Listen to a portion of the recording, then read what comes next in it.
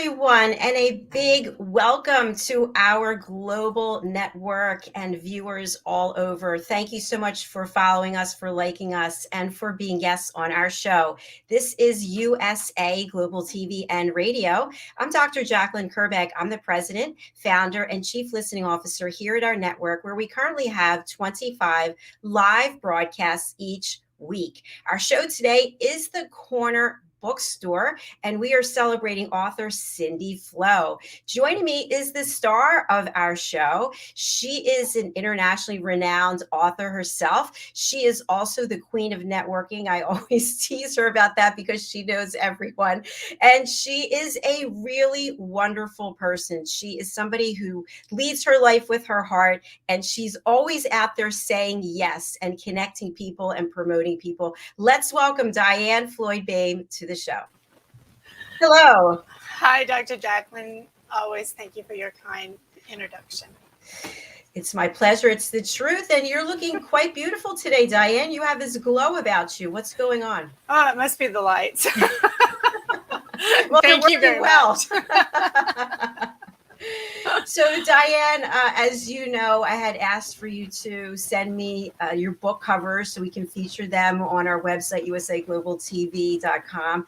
And I was just in amazement at how many books you have written and published and how beautiful the covers are. Tell us a little bit about where you get your inspiration, and is it continuing? Is it an ongoing thing where you're always seeing things that are coming to your mind and thinking, well, I'll write a book about that? Oh, thank you for all those wonderful questions. I'm very blessed that I've had some really wonderful illustrators, and I illustrated a couple of my own books for the first time as well. One of the illustrators we'll probably be talking about later, Cindy and I both know, and I will let Cindy tell you all about her because it's her show today. And the inspiration, well, I've always been a storyteller, and so it was fun to see my stories come to life, and it took a long time. So anyone out there, you need to be persistent and believe in yourself, and it is a journey, but when it happens, bingo. And so, and yes, it will continue. I'm constantly coming up with new ideas, and especially when I go on my drive. So like today, I'll be doing about a 4.5-hour drive, and I'm sure as I look at all the beautiful prairie lands in Texas, along with the cows and everything else I'm going to see, inspiration will come to me for a new story, I'm sure. Thank you, Dr. Jacalyn.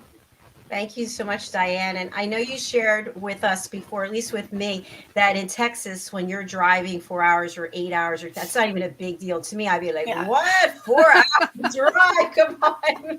It's so funny. Since I got here to Florida, I put on the trip odometer. I've done 200 miles in 7 weeks. Oh my God. I told you I really don't go anywhere. That's funny. The other day I drove to Houston. That's about a 3-hour drive, and then came back the same day. It's like, yeah, it's no big deal. It's so funny. It's all perspective, isn't it? It is all perspective. And when I think of you in Florida, I think, oh gosh, that's just I-10 straight shot in 17 hours. I can be on the border of Florida. And as you know, and then we'll bring out Cindy, when my mom and I drove here from New Jersey, we had 2 tires blow out on a brand new Mercedes. It was like the trip that I can't even describe. So I'm not looking forward to getting back in the car and driving that far. But I love your ambition. Let's call it that. I love how ambitious you are. If you're ever down here, let me know. I will, be sure. Only reason I'll be coming to Florida is to see you, that's for sure. All right, that sounds great. We can broadcast together. So tell us about Cindy. I wasn't even aware that you guys are really close friends. Tell us more. Oh, she is such a sweetheart. And yes, we are, and it's a long story how we came to know one another. But let me just share with you, you were talking about heartwarming people that just really give themselves. That is Cindy. She could be having a down day, but if you need her, she just forgets about how she feels. She's going to be there for you. And she's an educator. She is, she's actually Dr. Cindy Flo. And she was one of my trainers as I started moving into technology. Cindy has helped so many people throughout the entire United States have a better life, become better educators, and truly believe in themselves. So I was very excited when she decided she was going to become a children's author, which I'll let her tell you about that journey. And her books that she's writing, I just can't wait till we dive into it. And I'll tell you one little secret if Cindy doesn't mind. I actually know her horse, so you're going to enjoy learning about Sandy as well. Fantastic. I'm super excited. Let's bring Sandy onto the program. Cindy. Yes. Cindy, how are you? I am very, very good. Thank you. It's such a pleasure to be with the two of you and have an opportunity to kind of share some of the things that I've been doing and get feedback from you folks. And it's just a wonderful opportunity. Well, we are grateful that you're here. And, I apologize. I'm looking at the top of the title, celebrating author Cindy Flo Sandyboy and his pasture friends. That's why I saw Sandy. So, but I love what Diane just shared about you, how you're always there for other people. That's such a great attribute. It really says a lot about you and your character and your integrity. How do you feel knowing that you've got this amazing friend here? You guys are together sharing the screen. What's that like for you? Kind of overwhelming. I mean, for Diane to say all of those things and stuff, and it's the culmination of a lot of different things in my life and moving around the country and different kinds of career paths, and now into children's books, but it is important in life to reach out to other people, and I think that's where you get your best inspiration, you get your best fulfillment, is trying to make a difference in the lives of others. And I think right now my passion is helping children feel good about themselves and making a difference in the lives of other people.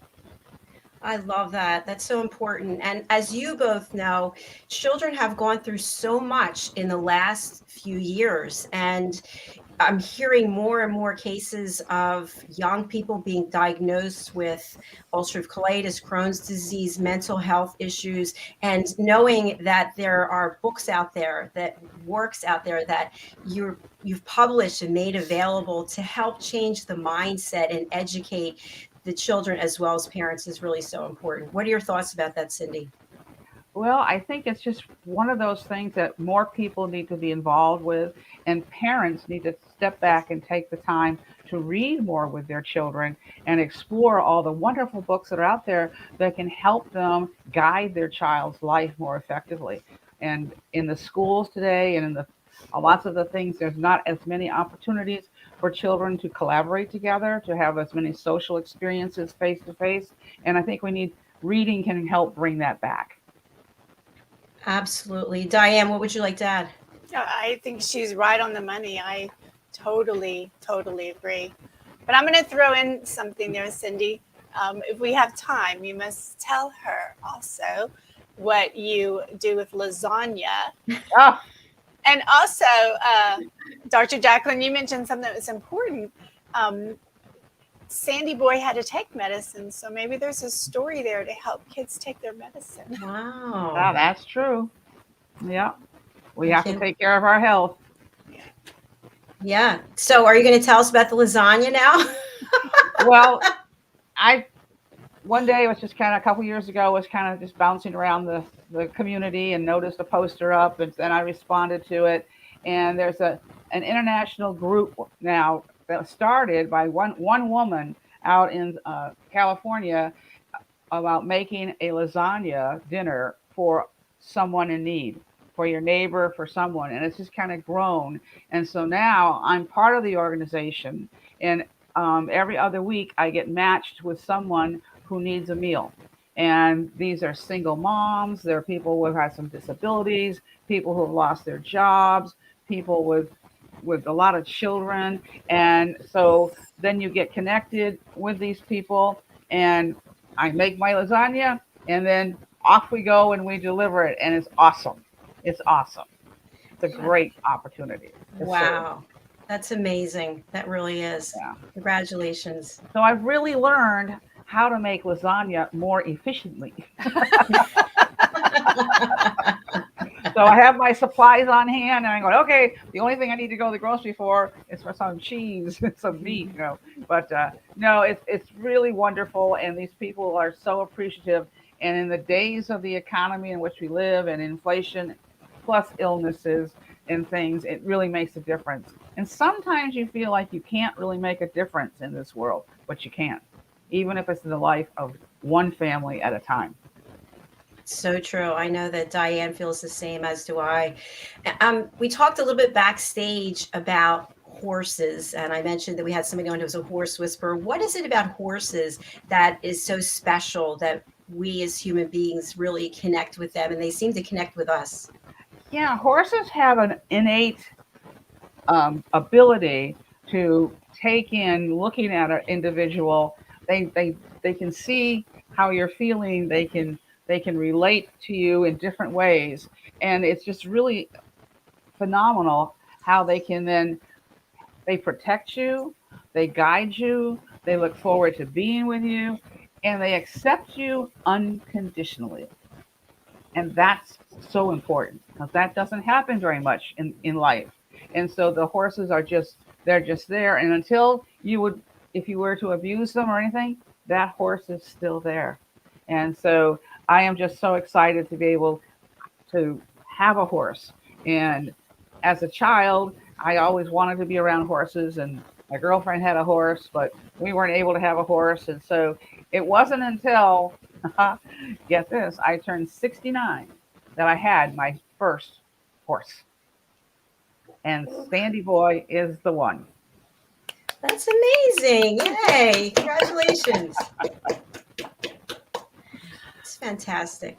There's so much there I want to dive into. So, horses obviously are beautiful. They're beautiful, right? And they do seem to have this intuitiveness, this sense. And I know for me, I actually took horse riding lessons, and I was so afraid. And the Ah, horse knew it. The horse knew. Like oh yeah. they can tell, right? So Hmm. so how do you capture the essence of how horses connect with humans and put it into writing? Well, I talk to Sandy Boy a lot, and I ask him questions. And sometimes he'll nod yes, other times he moves his head this way, but he always wants to be close to me. He wants to kind of share in his own way, some of the thoughts that I have.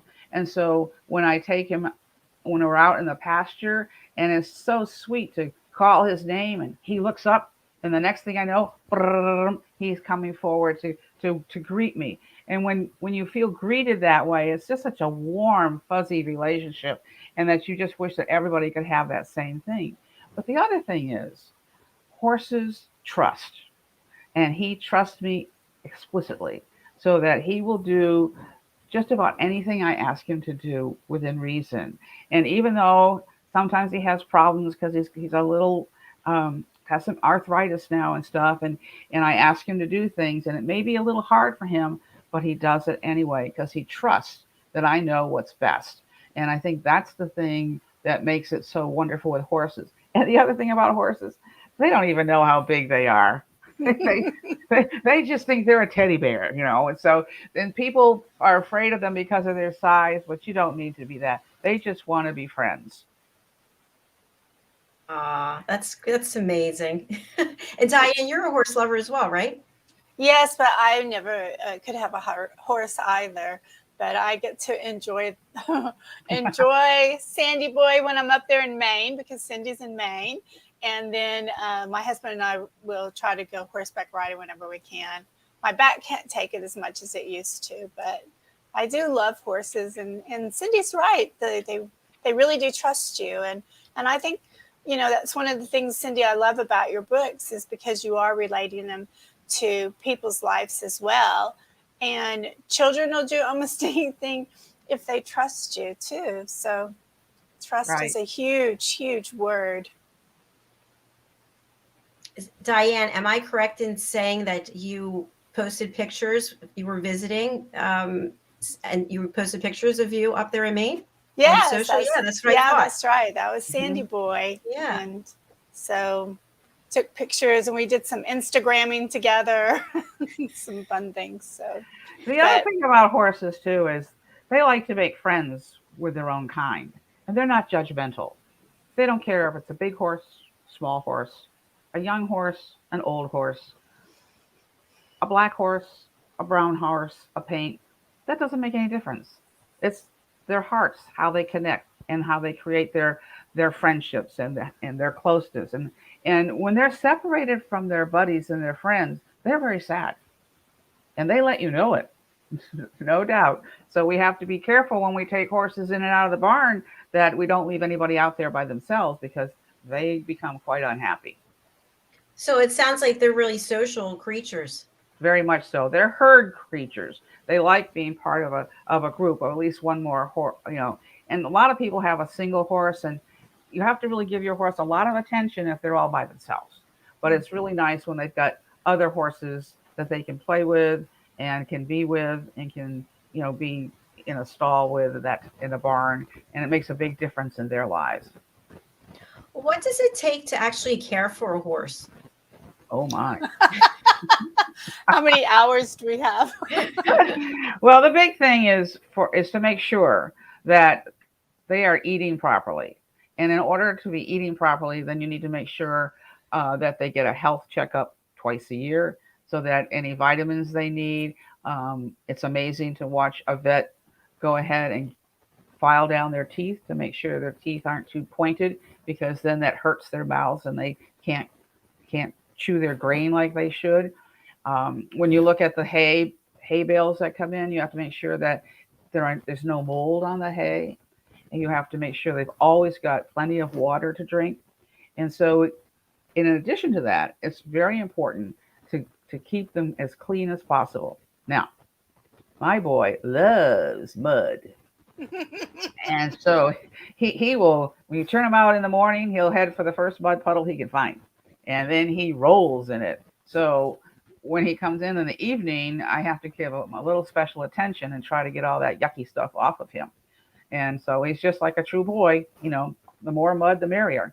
But it's taking care of him that way. And the other thing that people sometimes forget is taking care of a horse's feet, because their hoofs are like our toenails and they grow pretty quickly.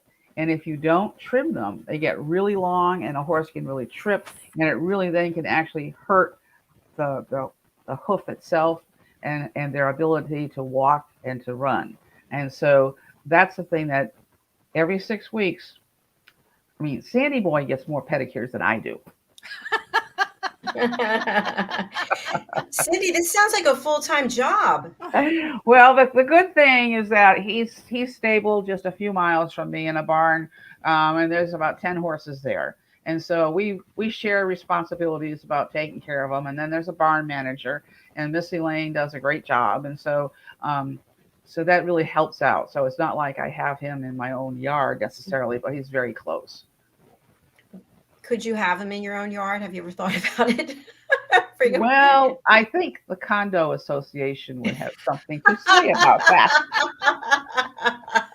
But you can see by her story, by what everything she's sharing, how she can come up with her stories. Yes, I was very drawn in. That's great. Something I wanted to ask both of you: how has social media changed your ability to market, and is it a good thing or not so much?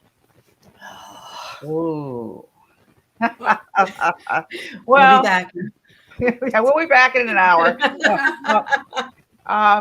Social media has its positive things in terms of being able to get information out and to stay involved and stuff.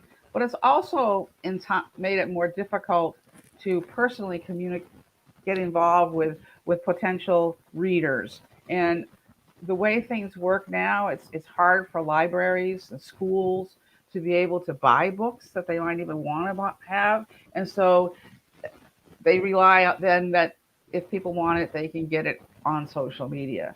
I think social media also, we can really share with one another the importance of reading and the quality of books. And the real positive thing about social media is we can promote each other's books. because there's so many good books out there. And so being able to share that and things is really, really good. But it does sometimes, for this more senior woman, get a little frustrating on how to do some of the latest little things. And there's always something new that if I had a 5-year-old walk in here, they go, oh, yeah, we can do that. So it's keeping on top of some of that things that enhance the ability of the message about what you are writing about to get out there to the people that you want to see it. Excellent. One thing that I learned when I became an author is how it's really a community as opposed to a competition. You know, in Mhm. other industries, people would be like bashing each other, and that's no good, and don't read that, and don't. But in this community, it's everybody's celebrating everyone, which I love. Yep. Yep.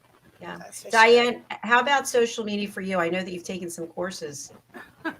Only to keep up, but I'll share something funny is that uh, Cindy and I, she and I were like the queen bees of going out and training people because we were on top of all the new technologies. So it's kind of interesting that, now we have to go out and say, oh gosh, we got to play catch up. We even had a group called Digital Damas because we were We did. inspiring. Remember that, Cindy? Oh, yes. So, yeah, social media is important, but I think that also, Cindy mentioned about libraries and everything. It is depending, each state is different, but the rules and regulations what librarians can order.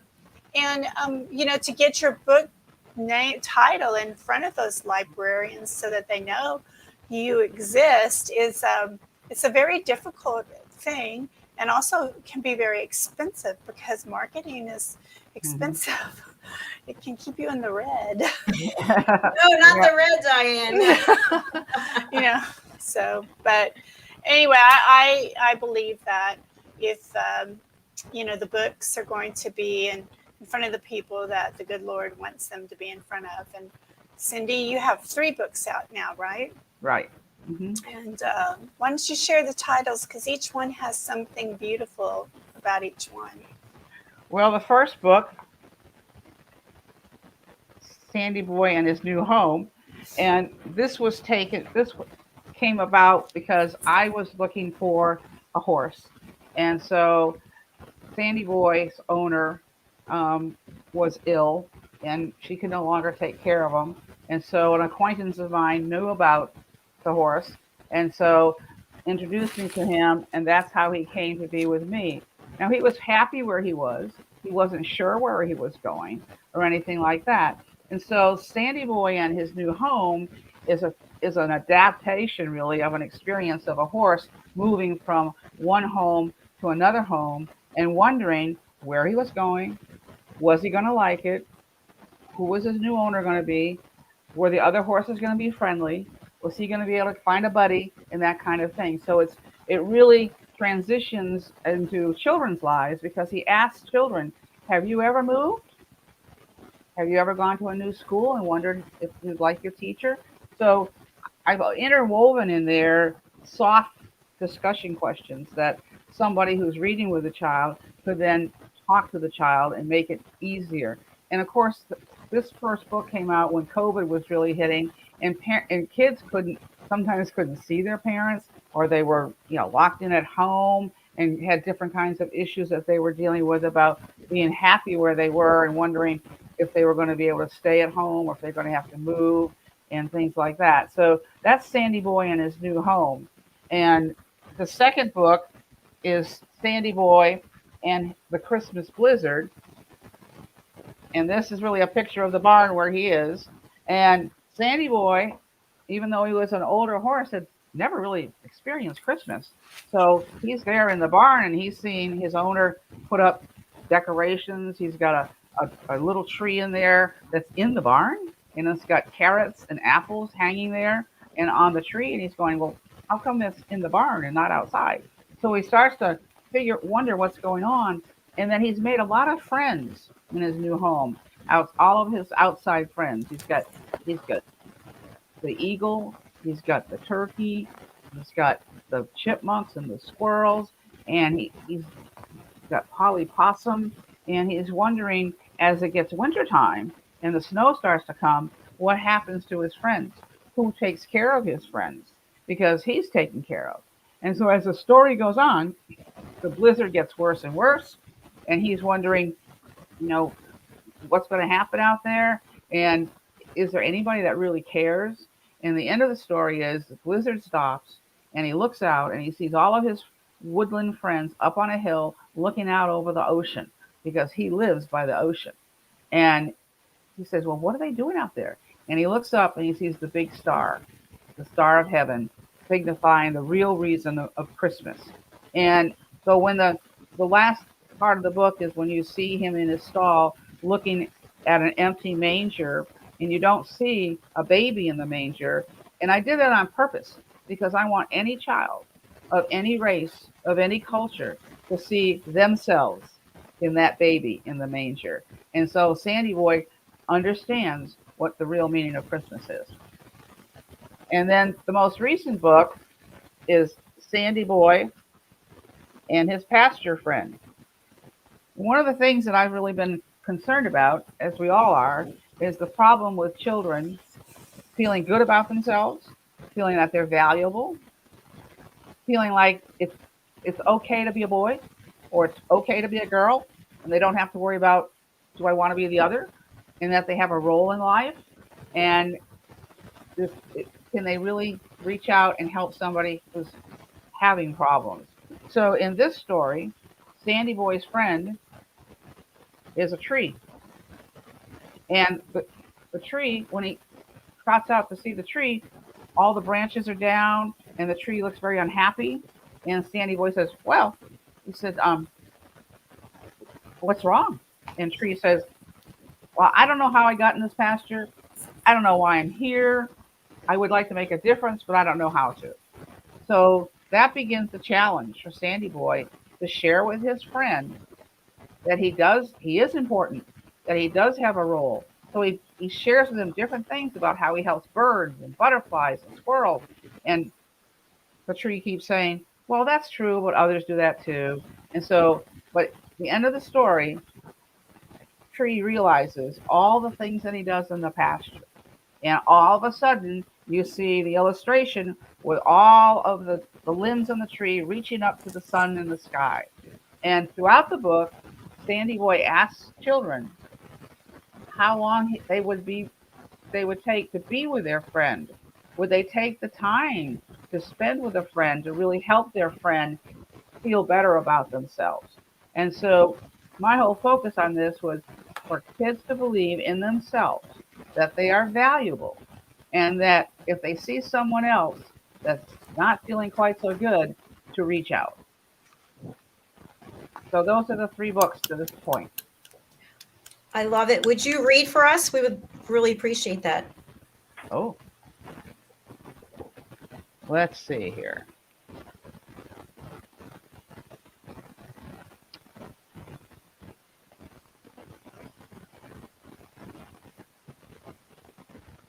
Sandy Boy did not give up.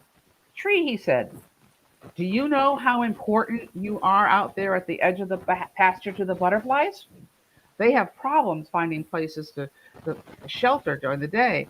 The fireflies can rest on your leaves during the day, fly at night, and then return before the sun comes up. Without you, Tree, the fireflies could not light up the night with their friends. Young fireflies also need a safe home, so they have time to grow up to be able to light the night. It can take 2 years for a firefly to grow up and to be able to become a light in the darkness. You really make a difference to these insects. Don't you agree, Tree? Humph, said Tree. He still did not believe he made a difference to anyone. Sandy Boy wondered if you would keep trying to help your friend feel needed. Making a difference in someone's life can take patience and time. Tree, you know our friends, the turkeys? At night, they come and roost in your branches, and you protect them as they sleep, said Sandy Boy. He thought Tree was beginning to notice all the things he does to make a difference for others. Sandy Boy became excited as he noticed a couple of Tree's branches were beginning to reach for the sky. Maybe, just maybe, tree was starting to believe in his life in the pasture. And then the book continues as he feels better and better about himself. Oh, thank Beautiful. you. Do you have a favorite illustration? Because I have your book here, by the way. And I can't decide which picture I like the most. So I know kids are going to go crazy over it. Well, let's see. Dr. Jacalyn, the illustrations are phenomenal. I mean, while she's picking, oh, you can't see it while she's picking out hers. Okay, go. Oh, there's Sandy Boy. Oh, look at that. Wow, beautiful. Yeah, I like that one. Really well done. Yeah, I really like the stories, but I tell you what, without a wonderful illustrator, they would not come to life. And for me, I really wanted the illustrations to be as lifelike as possible. I didn't want this to have a cartoon type effect. And the illustrator, she knows Sandy Boy. A friend of mine in a book club, I didn't know Judy had this talent until she started making Christmas cards for us. And then I went, whoa. And so she has done marvelous work. She does all of these in watercolor, and she really takes the story to heart. And she's also done some for DIANN, and we're just so excited that Judy Gaudette is our illustrator. It's true. Show the picture with the butterfly. Oop, oop. Let's see. You hold it there. Oh, that's gorgeous. Really beautiful. Very realistic. They look very real. Yep, they're really nice. They're beautiful. What I love about your stories, Cindy, is they each one have such a beautiful message. What did you think, Dr. Jacalyn? It warms my heart. It really does. And here's the end of the Blizzard story. Oh, And here's where you see Sandy Boy looking out from the barn from his stall. And there's his winter friends. And then there's the empty manger. Oh, wow. I loved what you said about your inspiration for keeping the manger empty, because I'm such a believer in children being able to see themselves in the story. So thank you for sharing that. Well, there's just so much out there that portrays it as kind of just one or two dimensions. And so we want all people to believe that the Lord came for them.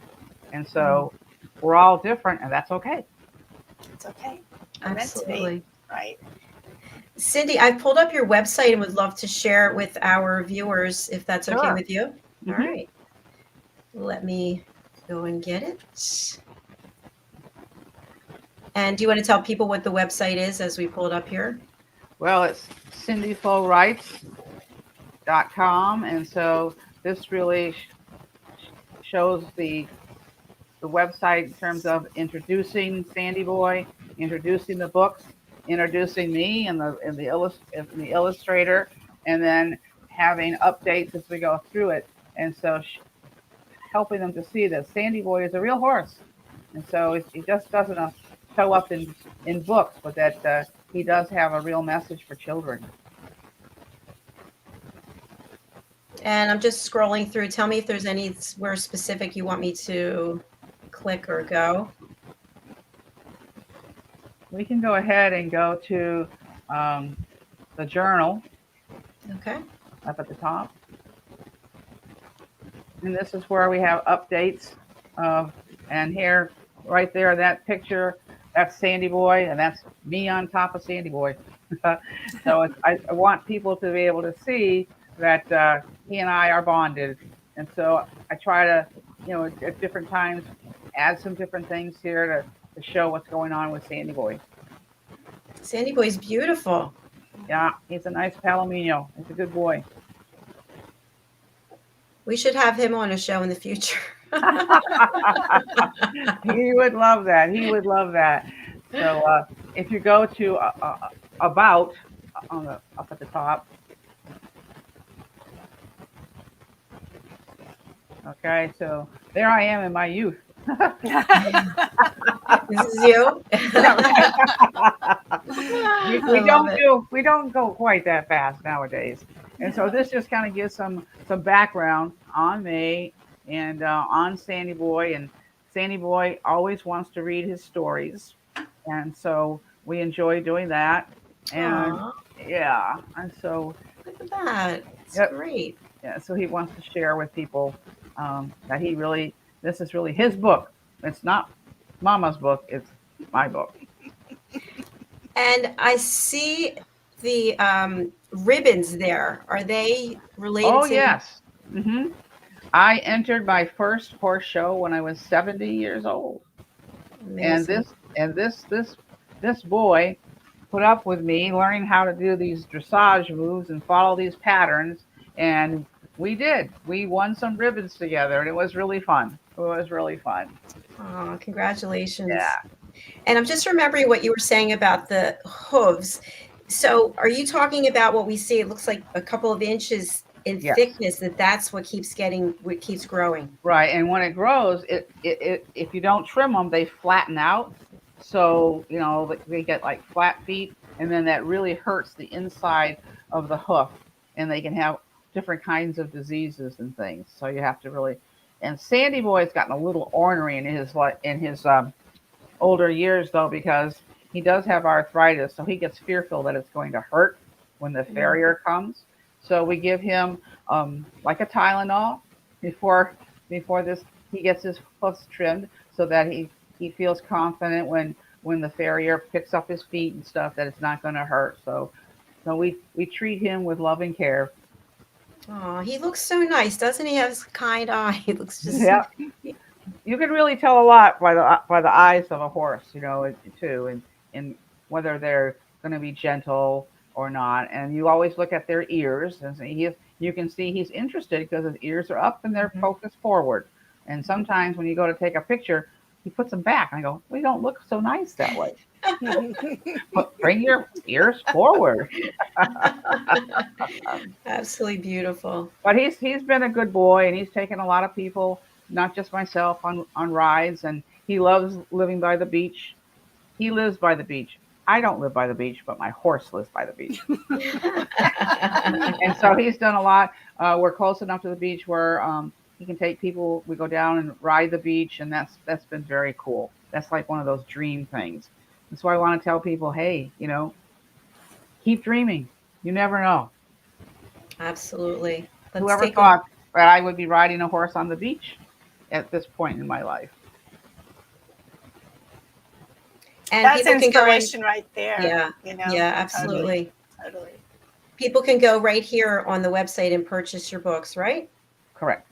They can And just, yeah, they'll just click the little button, and it'll take them right to either Amazon or Barnes and Noble, whichever one they choose, and they can just order right there. here's some Sandyboy facts. Yep. And for people who are listening on the radio or maybe on a podcast channel, can you share some of these facts with them since they can't read it? Well, he's a quarter horse. He's 25 to 26 years old. We really don't know for sure. And horses can live nowadays to be 30, 35 years old, because now we have so many things to help them with medicine and supplements that help them. Um, he's he loves to graze, and he's, let me see. Well, he loves taking everybody on the rides, and he loves the children, and he enjoys all those types of things. And he's he nuzzles. He likes to, when you come up to him and he goes, you must have a treat. Let me find it. So then he starts nuzzling. Is it at this pocket or that pocket? Or you put your hands out and you have one in one hand and and nothing in the other hand. He can figure out which hand has the treat. So he really likes to nuzzle and all his biscuits and things. So he's just a sweetie. And when you approach a horse for the first time, Sandy Boy or another, do you put your hands out for them to smell you, or what do you do? Do you just immediately touch them? You just come up on the side, because remember their eyes are on the side. So it's easier to come up on usually their right side and stuff, and just put your hand out just very gently, and it's usually just pat them on their neck, because if you put your hand out close to their mouth, they're gonna go, ah, there's something to eat. And so for people who have never had a horse try to eat something, from their hand, it's a little. They look at the big horse, they go, I don't feel so good about this. So, and we always say, do not go behind a horse, no matter how much you know the horse. And I'm always, when I go behind him, I pat him on the bum bum, so he knows that I'm there. Wow, I've learned so much today. I had no idea all these intricacies and information about horses. Thank you so much for sharing that. You're welcome. So we've come to the end of our show for today, and it's been a pleasure meeting you and finding out about this lovely relationship connection that the two of you have. I think that's so dear.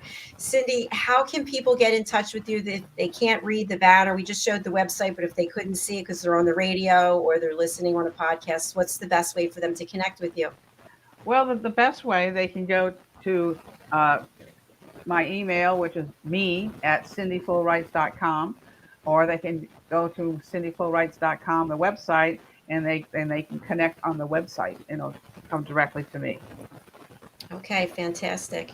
Cindy, any final words you want to leave with our audience when it comes to reading or to writing or to children? What do you want to share? I would like to share to children that everybody has a story, and horses have stories, but if you have a dog, you have a cat, you have a gerbil, you have a hamster, they all have stories. So why don't you talk to them and write your own story? That's the best thing about stories, is everybody can tell a story. And Sandyboy would love to hear from children about the stories they're writing. Okay, fantastic. Thank you. Thank you so much. Diann, how can people get in touch with you and how can they purchase your books? Sure, you can go to DIANNFLOYD.com, and you can purchase my books. Just click on Amazon, Barnes & Noble. Also, remember, just like with Cindy and me, if there's a small bookstore in your area, you can tell them the name of the book and the author, and the ISBN number will be pulled up, and you can also order from the small bookstores too. I just wanted to do a shout out for our small bookstores because we love them. Thanks so much, Diann. I know every time I promote your books, like in the newsletter last night, somebody goes and clicks on them. So yeah, thank you so much. You are welcome. Well, thank you, everyone. Our next show is the Film and Music Show. I'll be joined by Dr. Madeline Chan, and we have two guests from the music industry and also one who's a photographer. So do stay with us for that. Thank you again. And Cindy, thanks for being such a great guest and for sharing Sandyboy with us. Really do appreciate it. All right. Bye for now, everyone. Bye, everybody. Bye. Bye.